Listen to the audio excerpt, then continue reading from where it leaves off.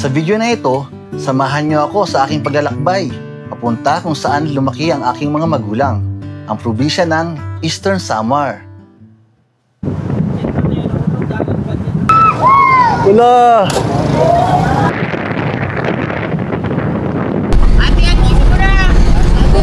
Ito talaga yung pinakamababa.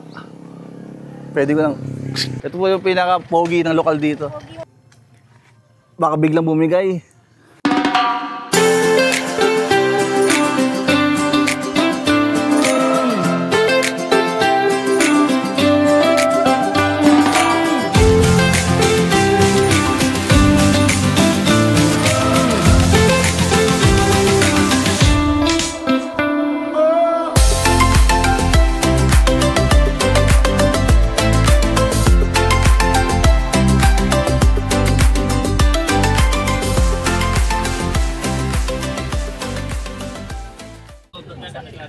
Hi guys, magandang tanghali. Nandito tayo ngayon sa Eastern Gold Trans dahil pupunta tayo ngayon sa Samar. Dahil makikipesa tayo doon at pupuntahan natin ng mga magandang lugar doon. Kaya samahan nyo kami dito sa aming adventure. Yun lang, let's go! Time check guys, 2:15 PM. Kakaalis na ng bus natin mula Sampaloc, Manila going to Matnog. Bali, ang magiging time travel natin is 15 hours mula Sampaloc to Matnog. Ang binayaran natin dito per head is 2,300 pesos per head.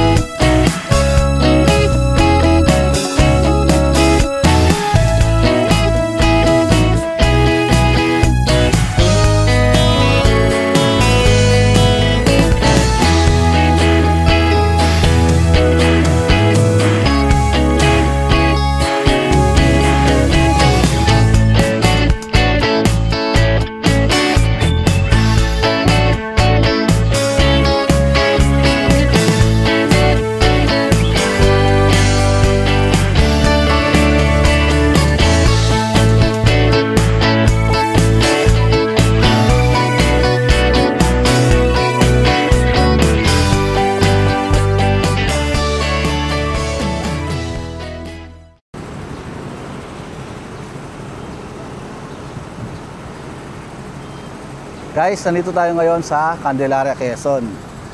Bali, nag-stopover lang yung bus natin dahil may mga gustong mag-CR. Ang time natin ay 5:45 PM. Wala pa tayo sa kalahati ng biyahe natin. Siguro mga 1/4 pa lang.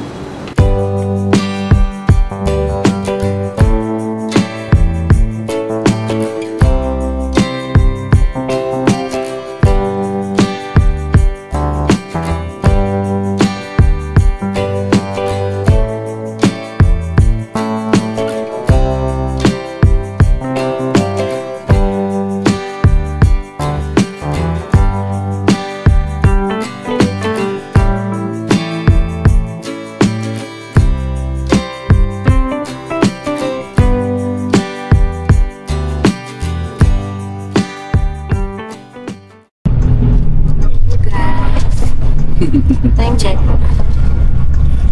Time check, hindi ko makita. Mga 7 PM na. Siguro. 7:30. 7:30 PM na. Time check, 7:30 PM. Dito na tayo ngayon. Current location natin is Pagbilao, Quezon. Natapos lang namin mag-dinner.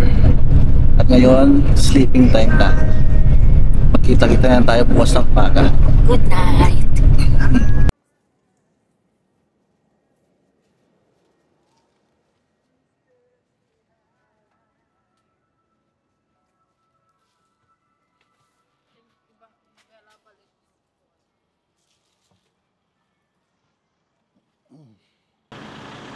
Hi guys, magandang gabi. Pangatlong stopover na natin ito. Nandito tayo ngayon, current location natin sa Camarines Norte. Kanina hindi natin na-videohan. Sobrang gutom kami. Ang haba ng biyahe.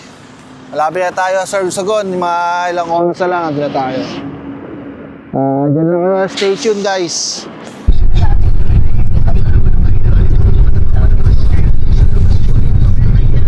Struggle ng pagkain ng noodles sa bus.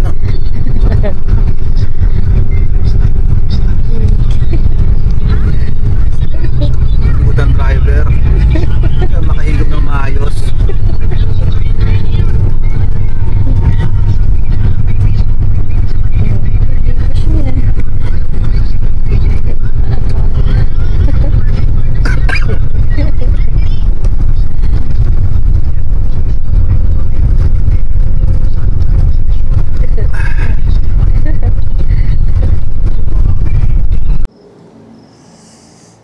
Good morning. Dito na tayo ngayon sa Pampang, Sorsogon. Sabi ng driver is 1 hour na lang daw na tayo sa Matnog. Ang oras natin ngayon ay 3:50 in the morning. Ayan, mag-almusal muna kami ng siopaw, kape, para magisgising naman kami. Sarap. Lamig, lamig, lamig. Yun lang.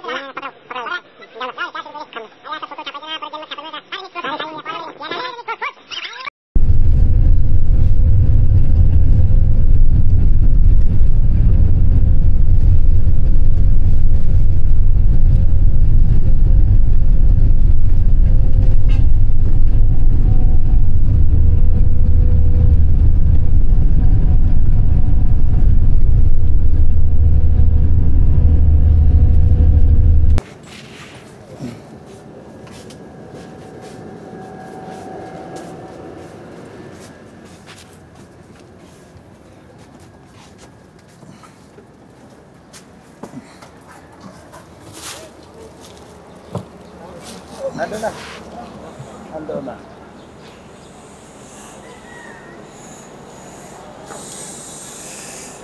Dito tayo sa Matnog.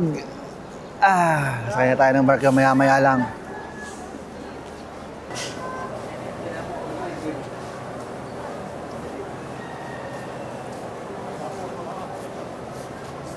Pasok tayo ng port.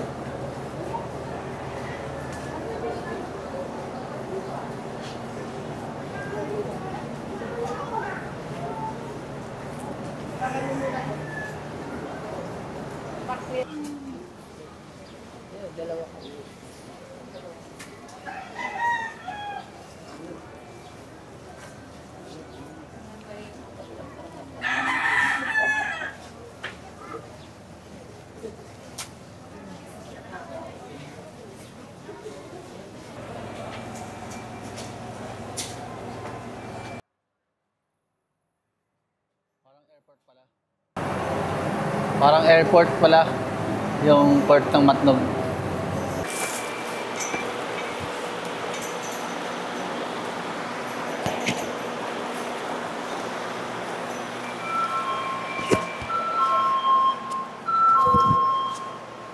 Muli po lahat call sa mga pasahero na may ticket na makasikat. Maaari na po kayo bumaba sa terminal. Basta? Sa mga pasahero na may ticket na makasikat. Paano yung malalaman kung paskat? Sige ma'am, sir, diretso na kayo. Ay, paskat. Santa Clara yan, sir. Hindi. Walk-in kayo, walk-in o ano. Tawag dito. Cutting trip. Cutting trip kayo.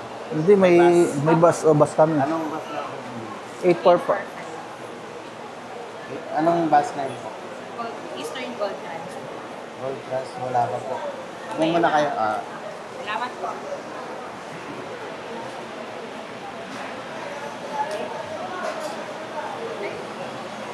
Saan? Space. Ayun na.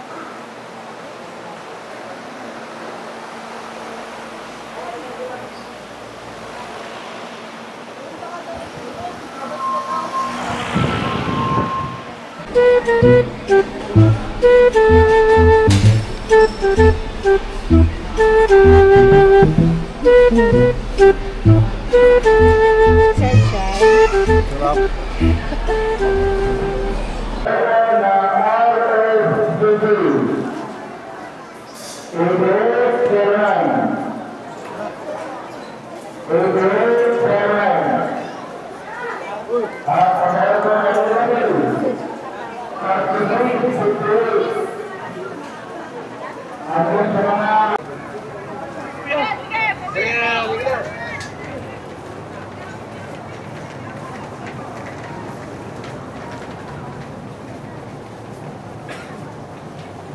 Kaya sakay na tayo ng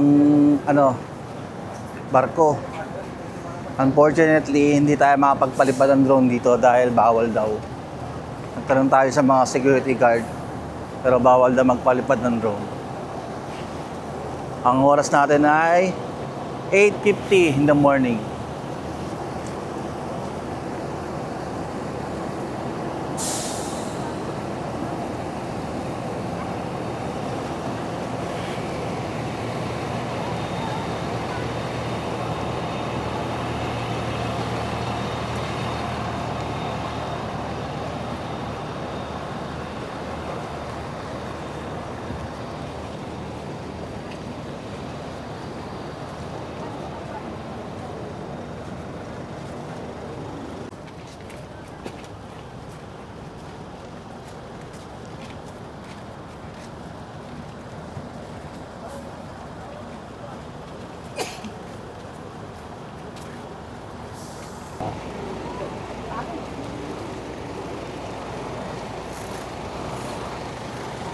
Ay, saya nga pala yung barko na kasakay natin, oh.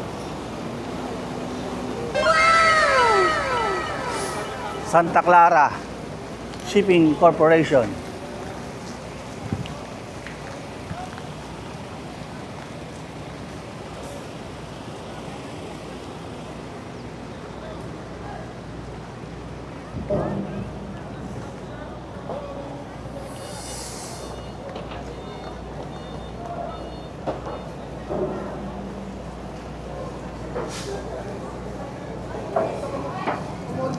Sa tama to, sir, oh. Dito, no?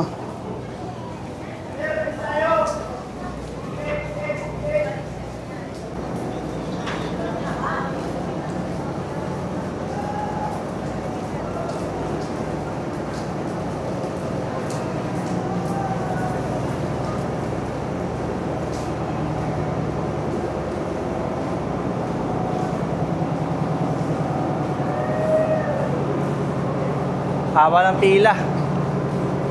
Onboard na tayo, onboard.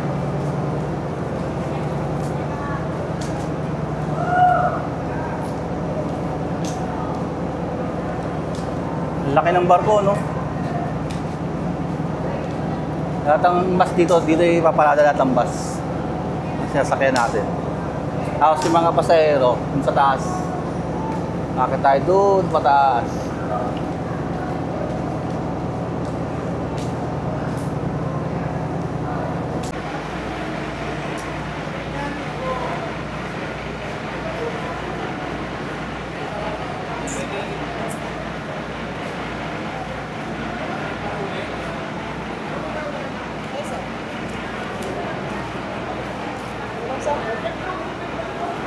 Thank you po.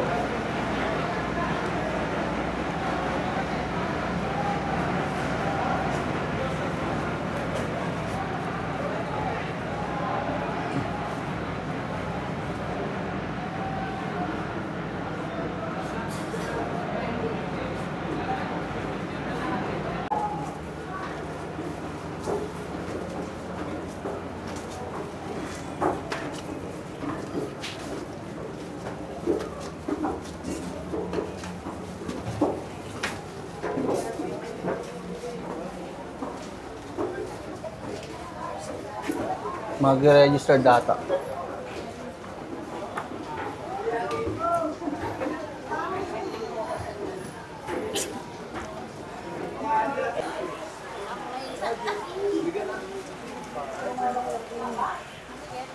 Hindi na tayo sa barko. Ito yung loob ng barko.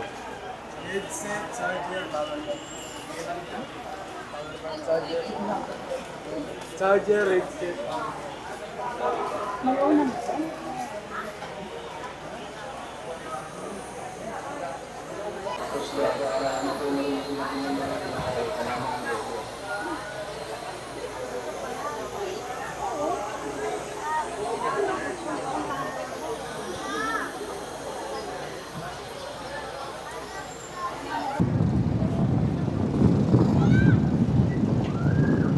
Lo. May mga tumatalon. May mga badyo na tumatalon. Galing taas. Wala.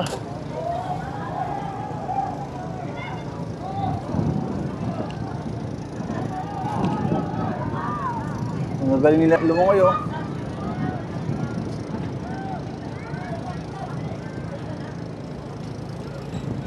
Guys, ang oras natin ay 10:15 AM.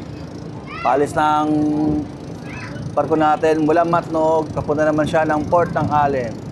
Ang estimated time natin ay 2 hours bago tayo marating ng Port ng Allen. 2 hours ang time travel.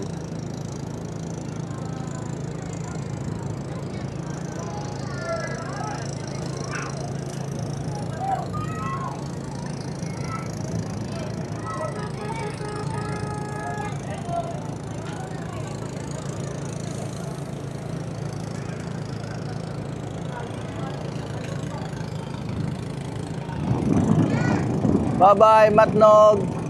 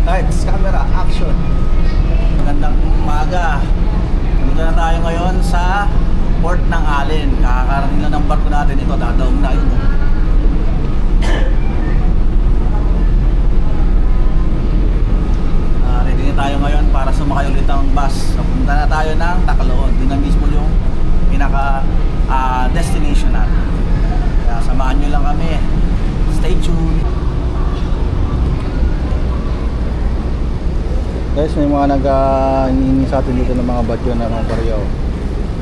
Ayan. Hindi galimanisi ng mga yan. Pag hinilugan mo ng barya nyo sa tubig, kaya-kaya lang susirin hanggang ilalim. Kasi meron silang mga goggles. Ayan.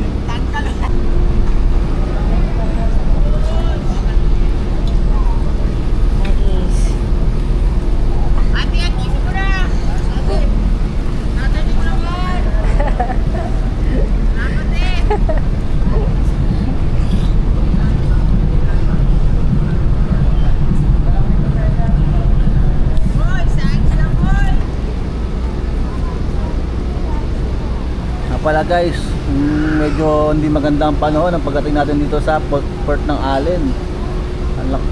Maulan, umuulan, no? Sana pagdating natin dun sa Barangay Taclaon, sa destination natin, maganda na yung panahon.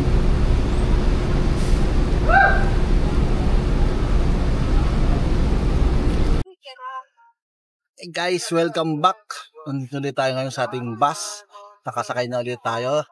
Nandito na tayo sa Allen Port at on the way na tayo sa ating destination papuntang Taclaon, Eastern Samar.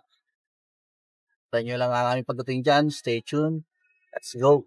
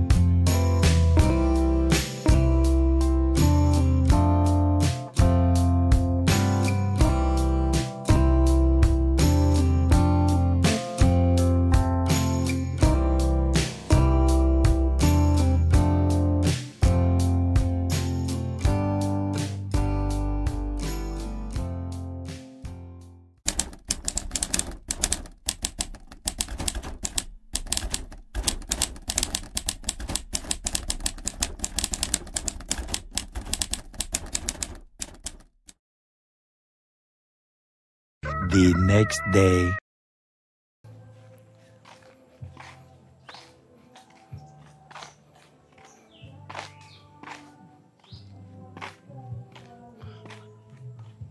Ang bababa ng mga buko. Sabi mo, pagdating natin sa papa-ate tayo ng buko. Guys, yung mga buko dito, ang bababa lang. Pwede mo nga lang siyang akyatin, no? Tapos pitisan mo na. Dalawang ikaw lang yan eh. Tingnan mo. Pwede mo siyang sungkitin. Ang ganda ng ng lugar na to. Sa may banda doon, para siyang bangil. Papagano na siya. Hindi mo na makita kung nasan gano'n siya kababa. Pero tingin ko bangil na nga yan. Kung sisilipin mo, hindi mo na makita yung pinakailalim. Pag ganun siya. Parang pag ganun siya, tapos pag ganun.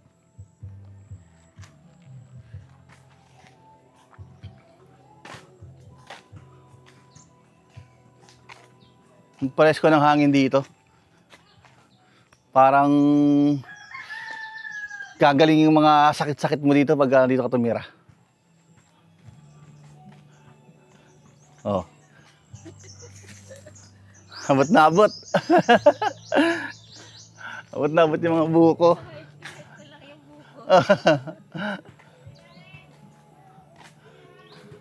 Mga bukong kinulang sa height.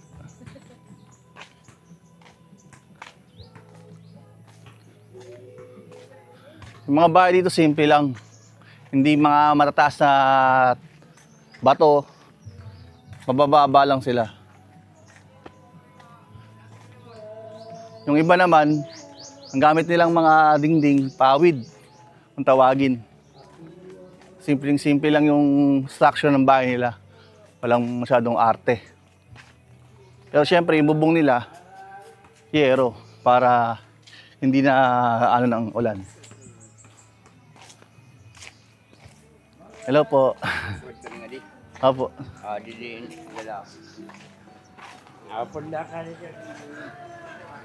Ito po to. Local puti dito. Ito po yung pinaka-pogi ng lokal dito. Pogi mo naman kuya.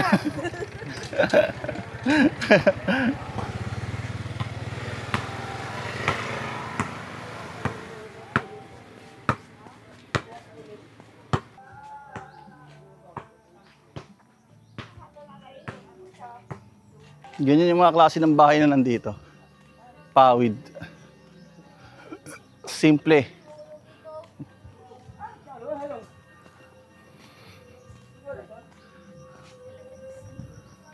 Yung mga kalamansi, nasa tabi-tabi lang, oh.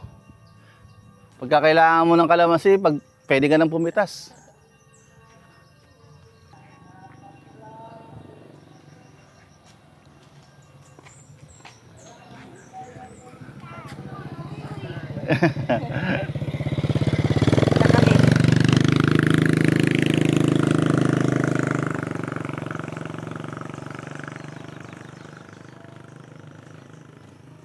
Itong part na to, mula dun sa plaza, medyo papasok, parang paliblib. Pero may mga bahay-bahay pa rin na nakatira dito.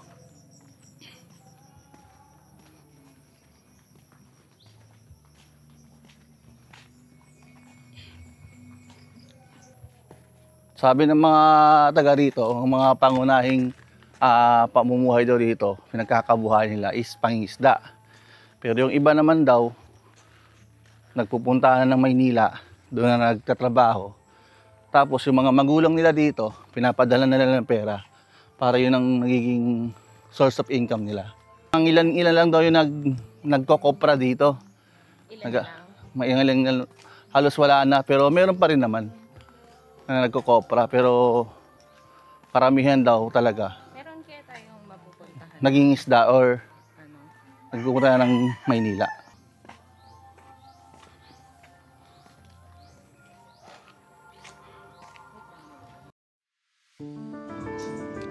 Ang Tacloon ay isang barangay sa Salcedo.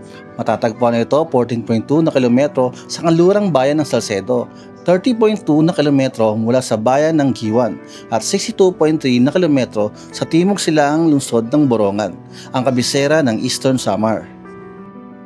Ang daang kalsada papunta rito ay sa barangay Casaleon, kung saan may mga bus mula sa Maynila, Tacloban at Borongan, pati na rin ang mga pampasaherong sasakyan tulad ng jeepney, vans, tricycle at truck na available sa araw at gabi.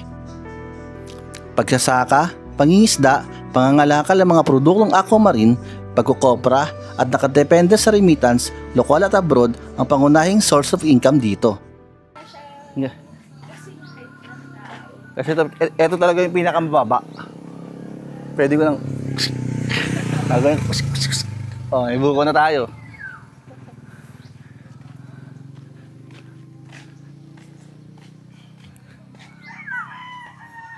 Kaya ako na ito? Kaya kanyan. Baka biglang bumigay.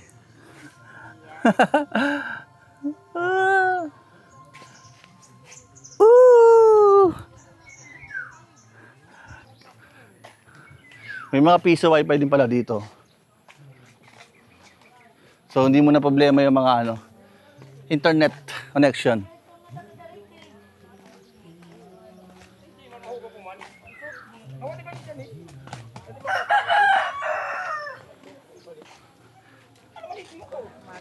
Ang galing ng kariton ni Kuya. Malaki talaga katawan mo sa ganong kariton. Dapat palitik ko po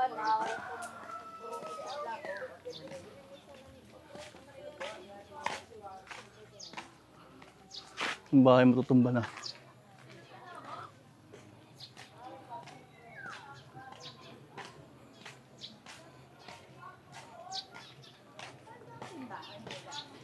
Ha? Ayan.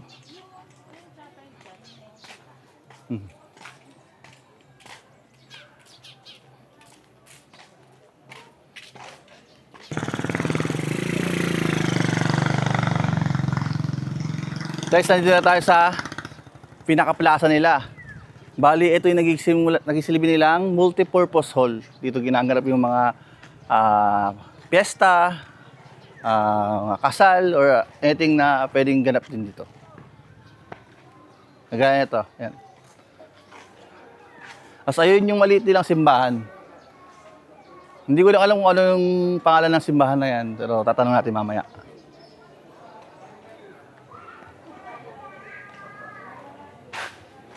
Ito na rin yung basketball court pala nila.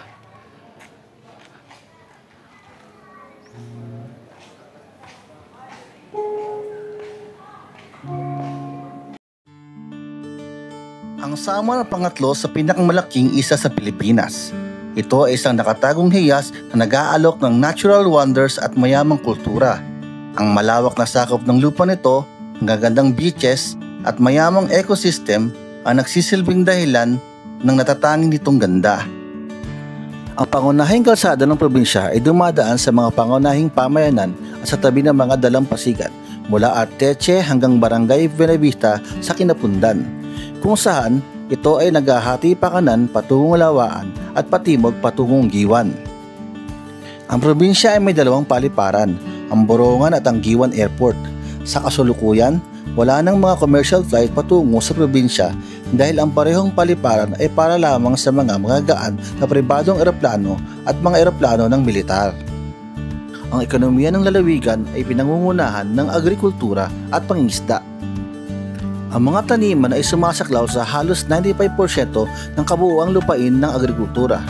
Ang mga pangunahing nakatanim ay mga komersyal na pananim tulad ng nyog, abaka, saging at pinya. Ang mga kagubatan ay nagsisilbing pangunahing pinagmulan ng iba't ibang produkto at hilaw na materyales tulad ng mga troso at ratan. Pinagpala ang kagandahan ng kalikasan at iba pang likas na yaman. Ang lalawigan ay mayroong hindi bababa sa 15 na pangunahing destinasyon panturista na matatagpuan sa Giwan, Borongan, Maydolong, San Julian, Taft at iba pang mga bayan.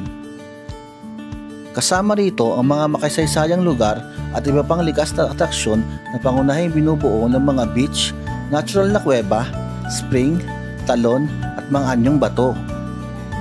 Ang mayamang pamana ng kultura ng Samar ay sadyang nakibibighani. Ang isla ay tahanan ng iba't ibang katutubong komunidad. Bawat isa ay may kakaibang tradisyon at kaugalian. Sa saglit kong pagbisita sa lugar ay naranaso kong makihalubilo sa lokal na kultura sa pamamagitan ng pagsaksi sa mga tradisyonal na kaugalian, sayaw at ritual at pagtikim ng mga lokal at napakasarap ng mga pagkain. Sa mga susunod kong videos, samahan niyo ako sa marami ko pang mga adventures with Boss Edwin! Yay! Let's go! Maliligo kami sa ilog!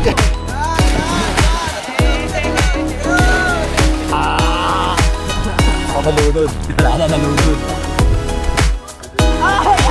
Ay!